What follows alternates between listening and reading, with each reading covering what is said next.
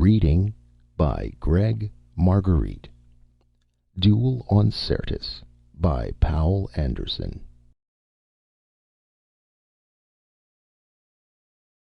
Bold and ruthless, he was famed throughout the system as a big game hunter. From the fire drakes of Mercury to the ice crawlers of Pluto, he'd slain them all. But his trophy room lacked one item, and now Riordan swore he'd bag the forbidden game that roamed the red deserts. A Martian. The night whispered the message. Over the many miles of loneliness it was borne, carried on the wind, rustled by the half-sentient lichens and the dwarfed trees, murmured from one to another of the little creatures that huddled under crags, in caves, by shadowy dunes. In no words, but in a dim pulsing of dread which echoed through Kreega's brain, the warning ran: "They are hunting again." Kreega shuddered in a sudden blast of wind. The night was enormous around him, above him, from the iron bitterness of the hills to the wheeling, glittering constellations light years over his head. He reached out with his trembling perceptions, tuning himself to the brush and the wind and the small burrowing things underfoot, letting the night speak to him. Alone. Alone. There was not another Martian for 100 miles of emptiness. There were only the tiny animals and the shivering brush and the thin, sad blowing of the wind. The voiceless scream of dying traveled through the brush, from plant to plant, echoed by the fear pulses of the animals and the ringingly reflected cliffs. They were curling, shriveling, and blackening as the rocket poured the glowing death down on them, and the withering veins and nerves cried to the stars. Kreega huddled against a tall, gaunt crag. His eyes were like yellow moons in the darkness, cold with terror and hate and a slowly gathering resolution. Grimly he estimated that the death was being sprayed in a circle some 10 miles across, and he was trapped in it, and soon the hunter would come after him. He looked up to the indifferent glitter of stars, and a shudder went along his body. Then he sat down and began to think. It had started a few days before, in the private office of the trader Wisby. "I came to Mars," said Riordan, "to get me an owlie." Wisby had learned the value of a poker face. He peered across the rim of his glasses at the other man, estimating him. Even in God-forsaken holes like Port Armstrong one had heard of Riordan, heir to a $1 million shipping firm which he himself had pyramided into a system-wide monster. He was equally well known as a big game hunter. From the fire drakes of Mercury to the ice crawlers of Pluto, he'd bagged them all. Except, of course, a Martian. That particular game was forbidden now. He sprawled in his chair, big and strong and ruthless, still a young man. He dwarfed the unkempt room with his size and the hard-held dynamo strength in him, and his cold green gaze dominated the trader. "It's illegal, you know," said Wisby. "It's a 20-year sentence if you're caught at it." "Ah, the Martian commissioner is on Ares, halfway around the planet. If we go at it right, who's ever to know?" Riordan gulped at his drink. "I'm well aware that in another year or so they'll have tightened up enough to make it impossible. This is the last chance for any man to get an owlie. That's why I'm here." Wisby hesitated, looking out the window. Port Armstrong was no more than a dusty huddle of domes, interconnected by tunnels in a red waste of sand stretching to the near horizon. An Earthman in an airsuit and transparent helmet was walking down the street, and a couple of Martians were lounging against a wall. Otherwise, nothing. A silent, deadly monotony brooding under the shrunken sun. Life on Mars was not especially pleasant for a human. "You're not falling into this owlie loving that's corrupted all Earth?" demanded Riordan contemptuously. "Oh, no," said Wisby. "I keep them in their place around my post, but times are changing. It can't be helped." There was a time when they were slaves, said Riordan. Now those old women on Earth want to give 'em the vote. He snorted. Well, times are changing, repeated Wisby mildly. When the first humans landed on Mars 100 years ago, Earth had just gone through the hemispheric wars. The worst wars man had ever known. They damn near wrecked the old ideas of liberty and equality. People were suspicious and tough. They had to be to survive. They weren't able to empathize the Martians, or whatever you call it. Not able to think of them as anything but intelligent animals. And Martians made such useful slaves.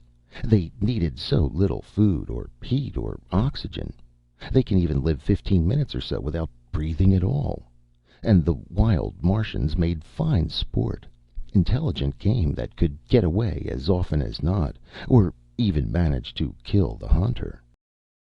I know, said Riordan. That's why I want to hunt one. It's no fun if the game doesn't have a chance. It's different now, went on Wisby. Earth has been at peace for a long time. The liberals have gotten the upper hand. Naturally, one of their first reforms was to end Martian slavery. Riordan swore.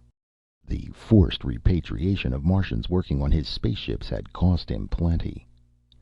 I haven't time for your philosophizing, he said. If you can arrange for me to get a Martian, I'll make it worth your while. How much worth it? Asked Wisby. They haggled for a while before settling on a figure. Riordan had brought guns and a small rocket boat, but Wisby would have to supply radioactive material and a hawk and a rockhound. Then he had to be paid for the risk of legal action, though that was small. The final price came high. Now, where do I get my Martian? Inquired Riordan. He gestured at the two in the street. Catch one of them and release him in the desert? It was Wisby's turn to be contemptuous. One of them? Ha! Town loungers. A city dweller from Earth would give you a better fight. The Martians didn't look impressive. They stood only some 4 feet high on skinny, claw-footed legs, and the arms ending in bony, four-fingered hands were stringy.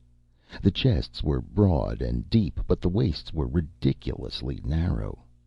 They were viviparous, warm-blooded, and suckled their young, but gray feathers covered their hides. The round, hook-beaked heads, with huge amber eyes and tufted feather ears, showed the origin of the name Owlie. They wore only pouched belts and carried sheath knives. Even the liberals of Earth weren't ready to allow the natives modern tools and weapons. There were too many old grudges. The Martians always were good fighters, said Riordan. They wiped out quite a few Earth settlements in the old days. The wild ones, agreed Wisby. But not these. They're just stupid laborers, as dependent on our civilization as we are. You want a real old-timer, and I know where there's one to be found. He spread a map on the desk. See? Here in the Hraffinian Hills, about 100 miles from here. These Martians live a long time, maybe 2 centuries, and this fellow Kriega has been around since the first Earthmen came. He led a lot of Martian raids in the early days, but since the general amnesty and peace, he's lived all alone up there, in one of the old ruined towers. A real old-time warrior who hates Earthmen's guts. He comes here once in a while with furs and minerals to trade, so I know a little about him. Wisby's eyes gleamed savagely. You'll be doing us all a favor by shooting the arrogant bastard. He struts around here as if the place belonged to him, and he'll give you a run for your money. Riordan's massive dark head nodded in satisfaction. The man had a bird and a rockhound. That was bad. Without them, Kriega could lose himself in the labyrinth of caves and canyons and scrubby thickets. But the hound could follow his scent, and the bird could spot him from above. To make matters worse, the man had landed near Kriega's tower. The weapons were all there. Now he was cut off, unarmed and alone, save for what feeble help the desert life could give. Unless he could double back to the place somehow. But meanwhile, he had to survive. He sat in a cave, looking down past a tortured wilderness of sand and bush and wind-carved rock, miles in the thin, clear air to the glitter of metal where the rocket lay. The man was a tiny speck in the huge barren landscape, a lonely insect crawling under the deep blue sky. Even by day the stars glistened in the tenuous atmosphere. Weak, pallid sunlight spilled over rocks tawny and ochreous and rust red, over the low dusty thorn bushes and the gnarled little trees and the sand that blew faintly between them. Equatorial Mars.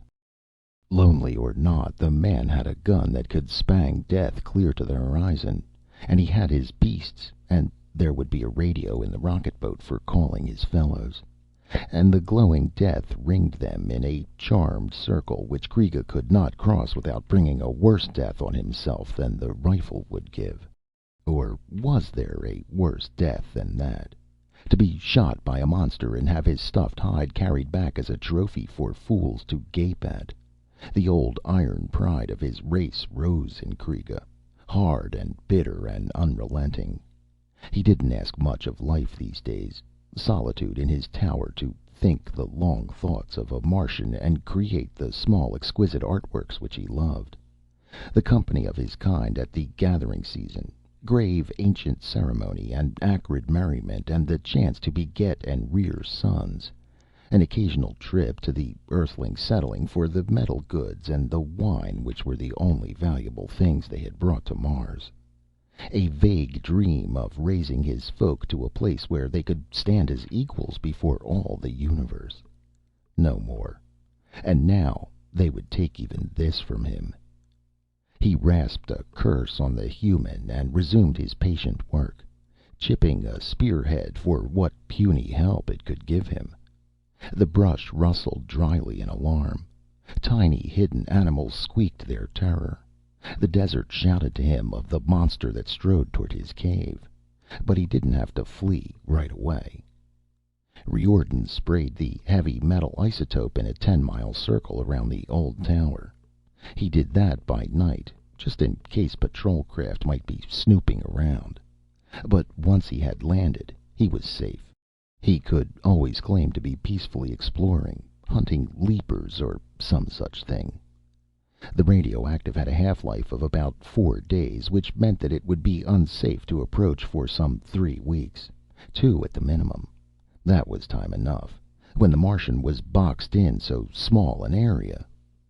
There was no danger that he would try to cross it. The owlies had learned what radioactivity meant back when they fought the humans, and their vision, extending well into the ultraviolet, made it directly visible to them through its fluorescence. To say nothing of the wholly unhuman extra senses they had. No, Kreega would try to hide, and perhaps to fight, and eventually he'd be cornered. Still, there was no use taking chances. Riordan set a timer on the boat's radio. If he didn't come back within 2 weeks to turn it off, it would emit a signal which Wisby would hear, and he'd be rescued. He checked his other equipment. He had an air suit designed for Martian conditions, with a small pump operated by a power beam from the boat to compress the atmosphere sufficiently for him to breathe it. The same unit recovered enough water from his breath so that the weight of supplies for several days was, in Martian gravity, not too great for him to bear. He had a .45 rifle, built to shoot in Martian air, that was heavy enough for his purpose. And, of course, compass and binoculars and sleeping bag. Pretty light equipment, but he preferred a minimum anyway. For ultimate emergencies, there was the little tank of suspensine. By turning a valve, he could release it into his air system. The gas didn't exactly induce suspended animation, but it paralyzed efferent nerves and slowed the overall metabolism to a point where a man could live for weeks on 1 lungful of air. It was useful in surgery, and had saved the life of more than one interplanetary explorer whose oxygen system went awry. But Riordan didn't expect to have to use it. He certainly hoped he wouldn't. It would be tedious to lie fully conscious for days waiting for the automatic signal to call Wisby. He stepped out of the boat and locked it.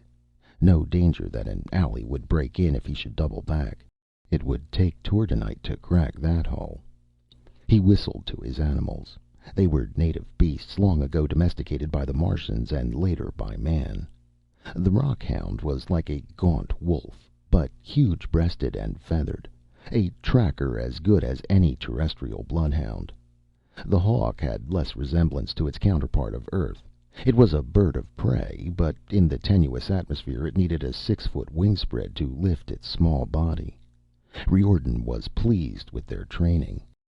The hound bayed, a low, quavering note which would have been muffled almost to inaudibility by the thin air and the man's plastic helmet had the suit not included microphones and amplifiers. It circled, sniffing, while the hawk rose into the alien sky. Riordan did not look closely at the tower. It was a crumbling stump atop a rusty hill, unhuman and grotesque.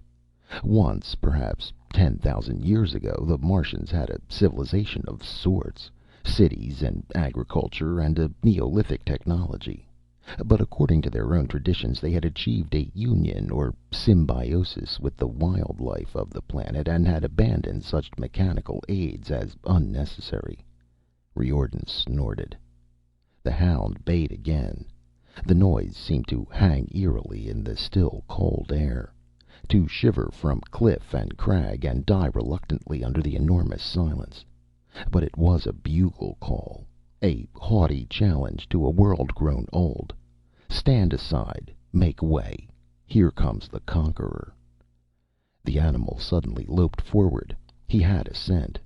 Riordan swung into a long, easy, low-gravity stride. His eyes gleamed like green ice. The hunt was begun. Breath sobbed in Kreega's lungs, hard and quick and raw. His legs felt weak and heavy, and the thudding of his heart seemed to shake his whole body. Still he ran, while the frightful clamor rose behind him and the padding of feet grew ever nearer. Leaping, twisting, bounding from crag to crag, sliding down shaly ravines and slipping through clumps of trees, Kreega fled. The hound was behind him and the hawk soaring overhead. In a day and a night they had driven him to this, running like a crazed leaper with death baying at his heels. He had not imagined a human could move so fast or with such endurance. The desert fought for him. The plants, with their queer, blind life that no Earthling would ever understand, were on his side. Their thorny branches twisted away as he darted through, and then came back to rake the flanks of the hound, slow him. But they could not stop his brutal rush. He ripped past their strengthless, clutching fingers and yammered on the trail of the Martian. The human was toiling a good mile behind, but showed no sign of tiring. Still Kreega ran. He had to reach the cliff edge before the hunter saw him through the rifle sights. Had to. And the hound was snarling a yard behind now. Up the long slope he went. The hawk fluttered, striking at him, seeking to lay beak and talons in his head. He battered at the creature with his spear and dodged around a tree. The tree snaked out a branch from which the hound rebounded, yelling till the rocks rang. The Martian burst onto the edge of the cliff. It fell sheer to the canyon floor, 500 feet of iron-streaked rock tumbling into windy depths. Beyond, the lowering sun glared in his eyes. He paused only an instant, etched black against the sky, a perfect shot if the human should come into view, and then he sprang over the edge. He had hoped the rockhound would go shooting past, but the animal braked itself barely in time. Kreega went down the cliff face, clawing into every tiny crevice, shuddering as the age-worn rock crumbled under his fingers. The hawk swept close, hacking at him and screaming for its master.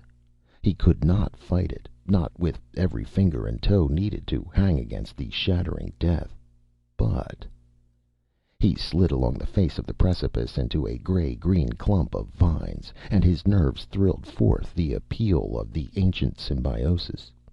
The hawk swooped again, and he lay unmoving, rigid as if dead, until it cried in shrill triumph and settled on his shoulder to pluck out his eyes. Then the vines stirred. They weren't strong, but their thorns sank into the flesh and it couldn't pull loose. Kreega toiled on down into the canyon while the vines pulled the hawk apart. Riordan loomed hugely against the darkening sky. He fired once, twice, the bullets humming wickedly close, but as shadows swept up from the depths, the Martian was covered. The man turned up his speech amplifier, and his voice rolled and boomed monstrously through the gathering night. Thunder such as dry Mars had not heard for millennia. "Score one for you, but it isn't enough. I'll find you." The sun slipped below the horizon, and night came down like a falling curtain. Through the darkness, Kreega heard the man laughing. The old rocks trembled with his laughter. Riordan was tired with the long chase and the niggling insufficiency of his oxygen supply. He wanted a smoke and hot food, and neither was to be had. Oh well, he'd appreciate the luxuries of life all the more when he got home, with the Martian's skin. He grinned as he made camp. The little felt was a worthwhile quarry, that was for damn sure. He'd held out for 2 days now, in a little 10-mile circle of ground, and he'd even killed the hawk. But Riordan was close enough to him now so that the hound could follow his spoor, for Mars had no watercourses to break a trail, so it didn't matter. He lay watching the splendid night of stars. It would get cold before long, unmercifully cold, but his sleeping bag was a good enough insulator to keep him warm with the help of solar energy stored during the day by its Gergen cells. Mars was dark at night, its moons of little help. Phobos a hurtling speck, Deimos merely a bright star, dark and cold and empty. The rockhound had burrowed into the loose sand nearby, but it would raise the alarm if the Martian should come sneaking near their camp. Not that that was likely.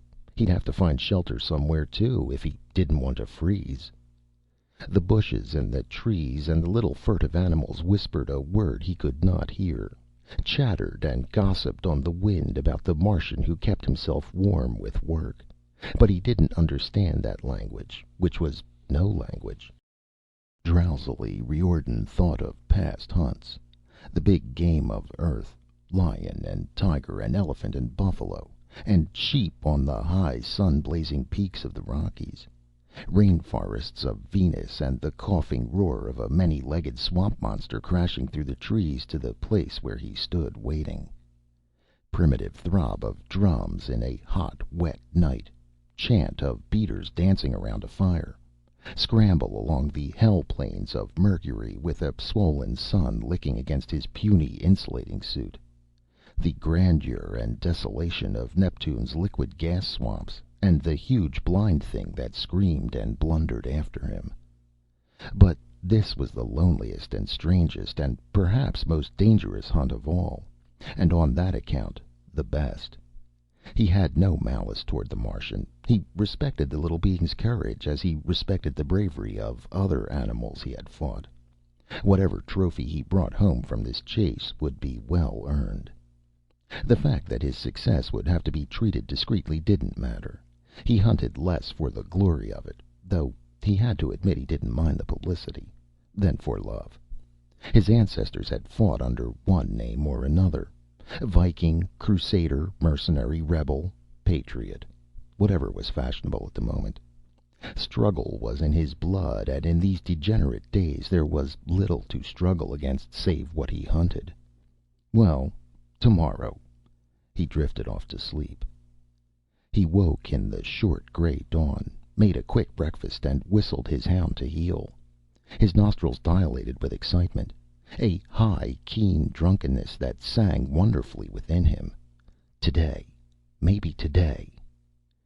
They had to take a roundabout way down into the canyon, and the hound cast about for an hour before he picked up the scent.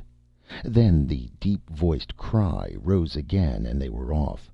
More slowly now, for it was a cruel, stony trail. The sun climbed high as they worked along the ancient riverbeds.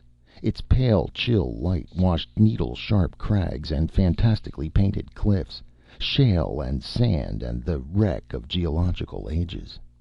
The low, harsh brush crunched under the man's feet, writhing and crackling its impotent protest. Otherwise it was still, a deep and taut and somehow waiting stillness. The hound shattered the quiet with an eager yelp and plunged forward, hot scent. Riordan dashed after him, trampling through dense bush, panting and swearing and grinning with excitement. Suddenly the brush opened underfoot.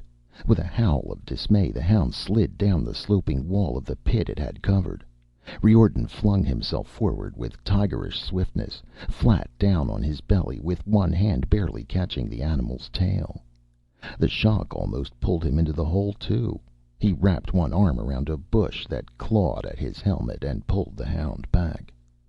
Shaking, he peered into the trap. It had been well made, about 20 feet deep, with walls as straight and narrow as the sand would allow, and skillfully covered with brush. Planted in the bottom were 3 wicked-looking flint spears. Had he been a shade less quick in his reactions, he would have lost the hound and perhaps himself. He skinned his teeth in a wolf grin and looked around. The alley must have worked on it all night. Then he couldn't be far away, and he'd be very tired. As if to answer his thoughts, a boulder crashed down from the nearer cliff wall. It was a monster, but a falling object on Mars has less than half the acceleration it does on Earth. Riordan scrambled aside as it boomed into the place where he had been lying. "Come on!" he yelled, and plunged toward the cliff. For an instant a gray form loomed over the edge, hurled a spear at him. Riordan snapped a shot at it, and it vanished.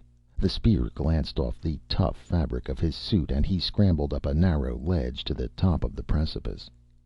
The Martian was nowhere in sight, but a faint red trail led into the rugged hill country. "Winged him, by God!" The hound was slower in negotiating the shale-covered trail. His own feet were bleeding when he came up. Riordan cursed him, and they set out again. They followed the trail for a mile or two, and then it ended. Riordan looked around the wilderness of trees and needles which blocked view in any direction. Obviously the owlie had backtracked and climbed up one of those rocks from which he could take a flying leap to some other point. But which one? Sweat, which he couldn't wipe off, ran down the man's face and body. He itched intolerably, and his lungs were raw from gasping at his dole of air. But still he laughed in gusty delight. What a chase! What a chase! Kreega lay in the shadow of a tall rock and shuddered with weariness. Beyond the shade, the sunlight danced in what to him was a blinding, intolerable dazzle, hot and cruel and life-hungry, hard and bright as the metal of the conquerors. It had been a mistake to spend priceless hours when he might have been resting, working on that trap. It hadn't worked, and he might have known that it wouldn't. And now he was hungry, and thirst was like a wild beast in his mouth and throat, and still they followed him.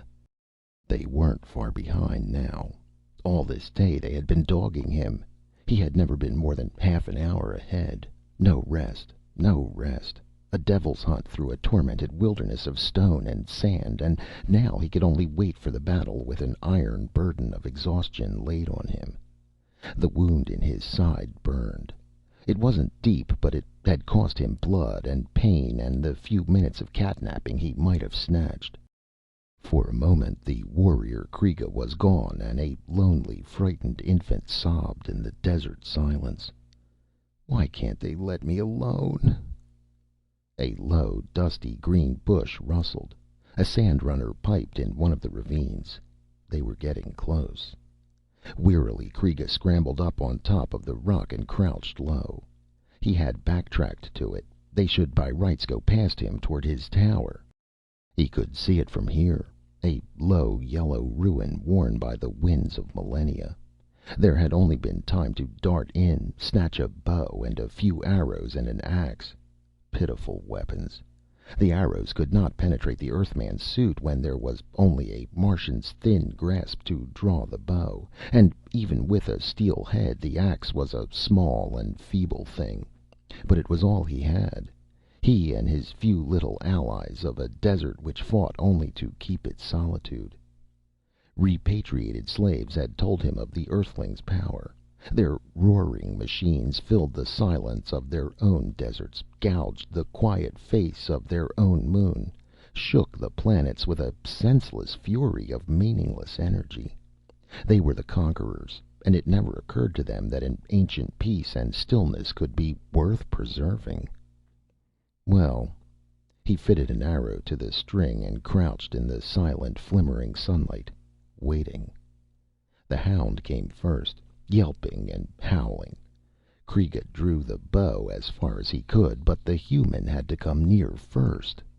There he came, running and bounding over the rocks, rifle in hand and restless eyes shining with taut green light, closing in for the death. Kreega swung softly around. The beast was beyond the rock now, the Earthman almost below it. The bow twanged. With a savage thrill, Kreega saw the arrow go through the hound, saw the creature leap in the air and then roll over and over, howling and biting at the thing in its breast. Like a gray thunderbolt, the Martian launched himself off the rock, down at the human.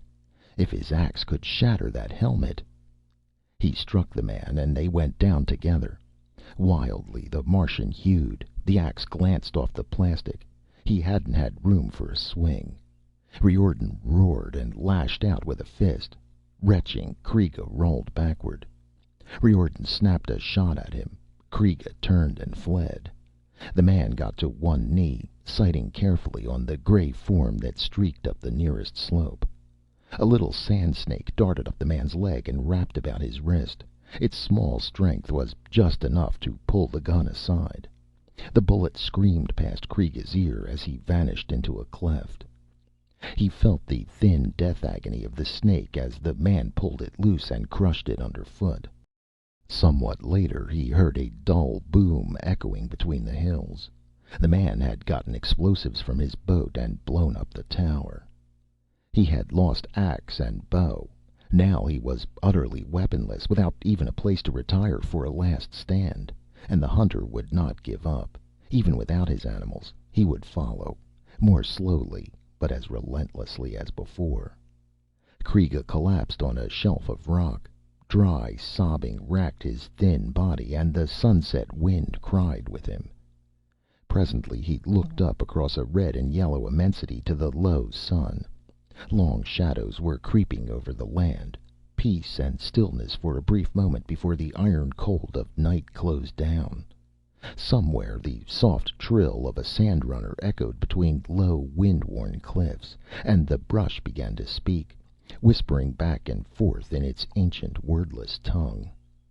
The desert, the planet and its wind and sand under the high, cold stars, the clean, open land of silence and loneliness, and a destiny which was not man's spoke to him.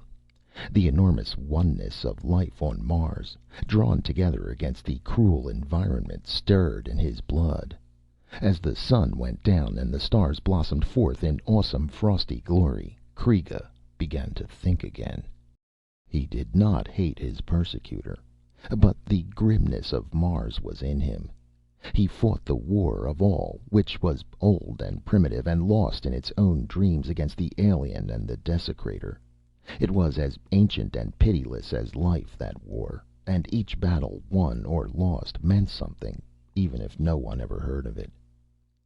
"You do not fight alone," whispered the desert. "You fight for all Mars, and we are with you." Something moved in the darkness, a tiny, warm form running across his hand. A little feathered mouse-like thing that burrowed under the sand and lived its small fugitive life, and was glad in its own way of living. But it was a part of a world, and Mars has no pity in its voice. Still, a tenderness was within Kreega's heart, and he whispered gently in the language that was not a language. "You will do this for us? You will do it, little brother?" Riordan was too tired to sleep well. He had lain awake for a long time thinking, and that is not good for a man alone in the Martian hills. So now the rockhound was dead too. It didn't matter. The owlie wouldn't escape. But somehow the incident brought home to him the immensity and the age and loneliness of the desert. It whispered to him. The brush rustled and something wailed in darkness, and the wind blew with a wild, mournful sound over faintly starlit cliffs. And it was as if they all somehow had voice, as if the whole world muttered and threatened him in the night. Dimly he wondered if man would ever subdue Mars, if the human race had not finally run across something bigger than itself. But that was nonsense. Mars was old and worn out and barren, dreaming itself into slow death. The tramp of human feet, shouts of men, and roar of sky-storming rockets were waking it, but to a new destiny, to man's. When Ares lifted its hard spires above the hills of Syrtis, where then were the ancient gods of Mars? It was cold, and the cold deepened as the night wore on. The stars were fire and ice, glittering diamonds in the deep crystal dark. Now and then he could hear a faint snapping borne through the earth as rock or tree split open. The wind laid itself to rest. Sound froze to death. There was only the hard, clear starlight falling through space to shatter on the ground. Once something stirred. He woke from a restless sleep and saw a small thing skittering toward him. He groped for the rifle beside his sleeping bag, then laughed harshly. It was only a sand mouse. But it proved that a Martian had no chance of sneaking up on him while he rested. He didn't laugh again. The sound had echoed too hollowly in his helmet. With the clear, bitter dawn, he was up. He wanted to get the hunt over with. He was dirty and unshaven inside the unit, sick of iron rations pushed through the airlock, stiff and sore with exertion. Lacking the hound, which he had to shoot, tracking would be slow, but he didn't want to go back to Port Armstrong for another. No, he'll take that Martian. He'd have the devil's skin soon. Breakfast and a little moving made him feel better. He looked with a practiced eye for the Martian's trail. There was sand and brush over everything. Even the rocks had a thin coating of their own erosion. The owlie couldn't cover his tracks perfectly. If he tried, it would slow him too much. Riordan fell into a steady jog. Noon found him on higher ground, rough hills with gaunt needles of rock reaching yards into the sky. He kept going, confident of his own ability to wear down the quarry. He'd run deer to earth back home, day after day, until the animal's heart broke and it waited quivering for him to come. The trail looked clear and fresh now. He tensed with the knowledge that the Martian couldn't be far away.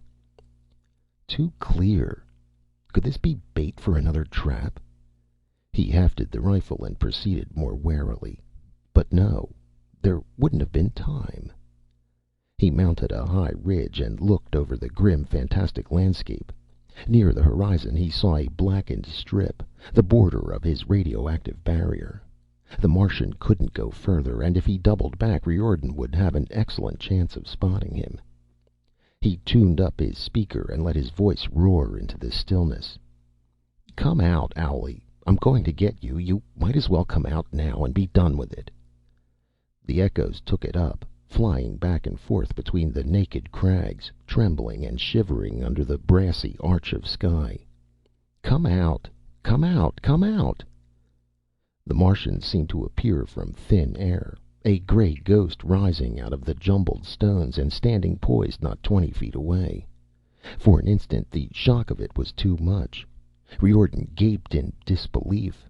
Kreega waited, quivering ever so faintly, as if he were a mirage. Then the man shouted and lifted his rifle. Still the Martian stood there, as if carved in gray stone, and with a shock of disappointment Riordan thought that he had, after all, decided to give himself to an inevitable death. Well, it had been a good hunt. "So long," whispered Riordan, and squeezed the trigger. Since the sand mouse had crawled into the barrel, the gun exploded. Riordan heard the roar and saw the barrel peel open like a rotten banana. He wasn't hurt, but as he staggered back from the shock, Kreega lunged at him. The Martian was 4 feet tall and skinny and weaponless, but he hit the Earthling like a small tornado. His legs wrapped around the man's waist, and his hands got to work on the air hose. Riordan went down under the impact. He snarled tigerishly and fastened his hands on the Martian's narrow throat. Kreega snapped futilely at him with his beak. They rolled over in a cloud of dust. The brush began to chatter excitedly. Riordan tried to break Kreega's neck. The Martian twisted away, bored in again. With a shock of horror, the man heard the hiss of escaping air as Kreega's beak and fingers finally worried the air hose loose. An automatic valve clamped shut, but there was no connection with the pump now. Riordan cursed and got his hands about the Martian's throat again. Then he simply lay there, squeezing, and not all Kreega's writhing and twisting could break that grip. Riordan smiled sleepily and held his hands in place. After 5 minutes or so, Kreega was still. Riordan kept right on throttling him for another 5 minutes, just to make sure. Then he let go and fumbled at his back, trying to reach the pump. The air in his suit was hot and foul. He couldn't quite reach around to connect the hose to the pump. Poor design, he thought vaguely. But then, these airsuits weren't meant for battle armor. He looked at the slight, silent form of the Martian. A faint breeze ruffled the gray feathers. What a fighter the little guy had been. He'd be the pride of the trophy room back on Earth. Let's see now. He unrolled his sleeping bag and spread it carefully out.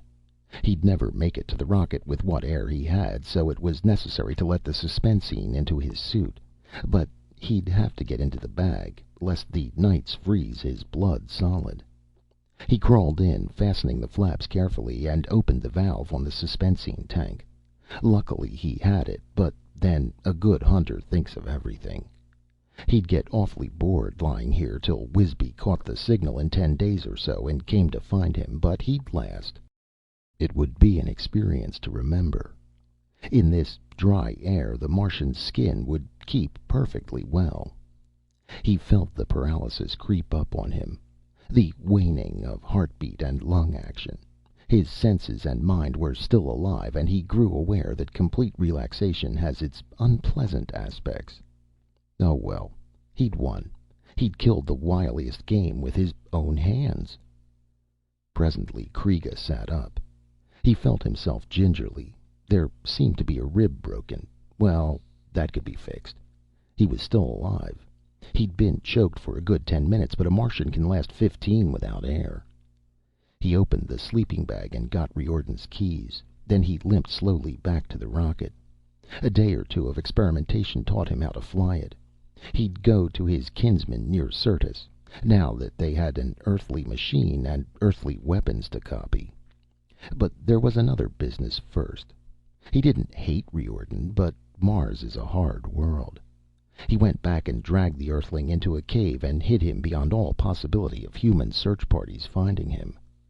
For a while he looked into the man's eyes. Horror stared dumbly back at him. He spoke slowly, in halting English. "For those you killed, and for being a stranger on a world that does not want you, and against the day when Mars is free, I leave you." Before departing, he got several oxygen tanks from the boat and hooked them into the man's air supply. That was quite a bit of air for one in suspended animation. Enough to keep him alive for 1,000 years.